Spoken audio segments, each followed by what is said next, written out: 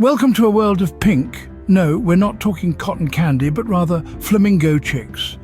Born with grey and white feathers, they gradually turn pink due to a diet rich in carotenoids, the same pigment that makes carrots orange. Ever wondered why they stand on one leg? It's not for the gram, but rather a way to conserve body heat. And did you know these flamingo families are tight-knit? Parents can recognize their offspring in a crowd of thousands, all by their call. But here's a mind-boggler. Flamingos in the wild can live for up to 40 years. That's a lot of time to perfect their one-legged pose. Join us again for more fascinating insights into the animal kingdom. Until then, keep exploring.